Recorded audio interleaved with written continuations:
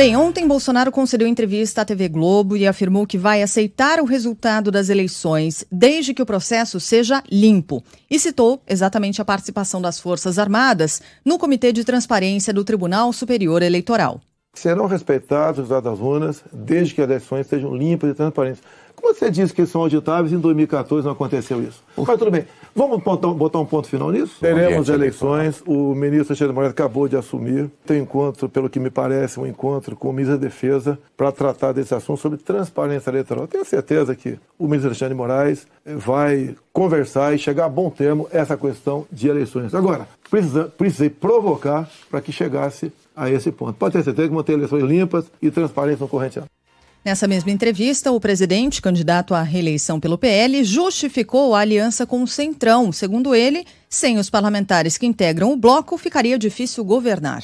Você está me estimulando a ser ditador, porque o Centrão são mais ou menos 300 parlamentares. Se eu deixá-lo de lado, eu vou governar com quem? Não vou governar com o parlamento. Então você está me estimulando a ser um ditador.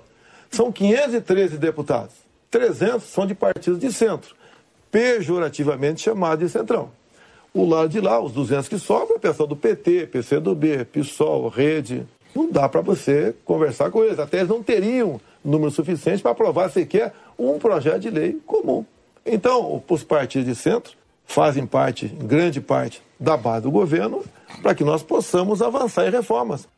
É engraçado o Bolsonaro, com a cara mais lavada do mundo, dizer pejorativamente chamados de Centrão. Ele que demonizou o quanto pôde os partidos conhecidos como Centrão do Congresso Nacional durante a campanha eleitoral de 2014. É preciso citar aqui novamente a música do Se Gritar Pega Centrão, Não Fica Um, Meu Irmão, o discurso de Eduardo Bolsonaro, de peito estufado, perguntando ali quem da plateia seria o primeiro a cair no colo do Centrão, sendo que o primeiro foram ele e a sua própria família, que estão ali mamando gostoso na velha política tão demonizada em 2018. Aliás, Bolsonaro deu uma resposta... Aliás, o absoluto cinismo de você dizer que ou faz aliança com o que há de pior com a política, ou você necessariamente terá de se tornar um ditador. Peraí, é verdade que todos os presidentes, desde a redemocratização, precisaram fazer aliança com algum grupo político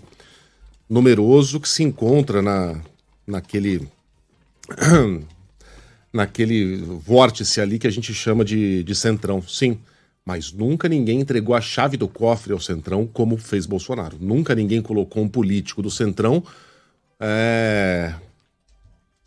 com a responsabilidade de administrar o orçamento. Nunca ninguém deu ao presidente da Câmara dos Deputados, como fez Bolsonaro com Arthur Lira, o poder de manejar tantas dezenas de bilhões de reais por meio do orçamento secreto, que no fim das contas é o óleo que azeita as relações entre este governo e aquele anteriormente tão demonizado Centrão. No final das contas, Bolsonaro conseguiu passar, se não incólume, pelo menos sem gerar grandes fatos que pudessem ser debatidos e explorados nessa segunda-feira. Contou as mentiras de sempre, aquelas com quais a gente já se acostumou a respeito da economia, a respeito da pandemia, a respeito das vacinas, a respeito do que mais? Das urnas eletrônicas.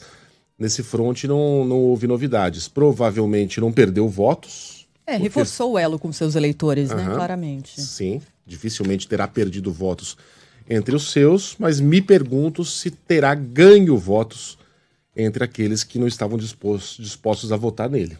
Me parece que não. No final das contas, voltou com um empate bem conquistado ali fora de casa. Se a gente for encarar... Eu também não gosto, eu estava ouvindo o Tio Rei agora há pouco, eu também não gosto de encarar entrevista como disputa, né? Quando a gente fala, acabou em debate, a gente está tratando uma entrevista como se fosse uma disputa entre iguais, sendo que não é. Uma boa entrevista termina com os dois lados vencendo. O repórter porque fez fez bons questionamentos e o questionado por ter tido a oportunidade de esclarecer pontos duvidosos, de mostrar ali o trabalho que fez. A gente não viu nenhuma coisa nem outra. Ontem, em se louvando aqui o trabalho que é sempre muito bom do William Bonner, da Renata Vasconcelos, dos produtores do Jornal Nacional, a entrevista não teve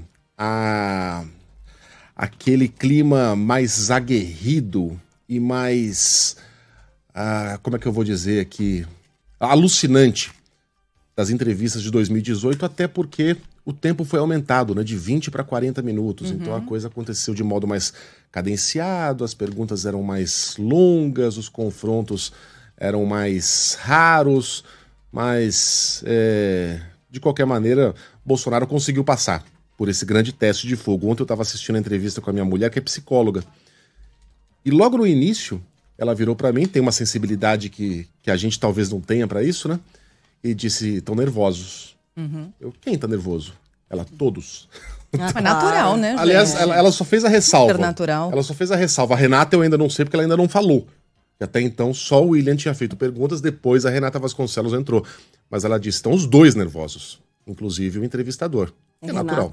Depois também porque o presidente tentava interrompê-la, né, demais, e ela teve que fechar os olhos para se concentrar na própria pergunta, porque senão seria impossível de terminar. Ali uma frase que ela tinha feito.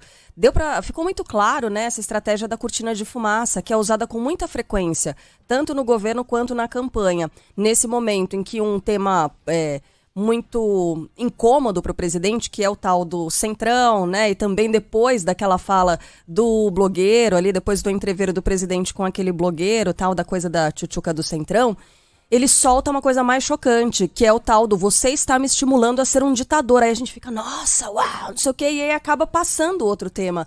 É a tal da cortina de fumaça. Ele também usou essa estratégia no meio da entrevista, aí, mas manteve o controle, né, como ficou muito claro. Só que também foi uma oportunidade ímpar de a gente ouvir o presidente da República falando em um veículo que não é abertamente apoiador dele, como ele já fez em outras emissoras de TV. E aí eu digo que eu fiquei um pouco frustrada com a fala do presidente, porque ele teve a oportunidade de se arrepender de coisas que ele fez durante a pandemia. Que a Renata perguntou diretamente a ele, o senhor se arrepende de ter imitado pessoas sem ar durante a pandemia? Naquele momento são 700 mil mortos. E ele não se arrependeu. Então, nesse ponto, enquanto presidente da República, porque ele ali também estava enquanto presidente da República, né? Mais do que candidato, também presidente, confesso que eu esperava alguma coisa, mas enfim, né? A gente sempre tem esperança de ouvir uma coisa um pouco mais humana, mas não foi dessa vez que aconteceu. E economia, né? Muito pouco. Eu não cronometrei, mas se foram gastos 5 minutos ali para falar de economia, foi muito, com poucos questionamentos. Bom, enfim...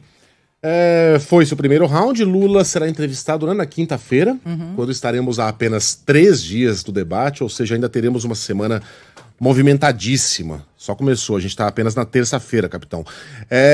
Aliás, o capitão, no caso, é o capitão Haddock, tá? É o do meme do Tintim.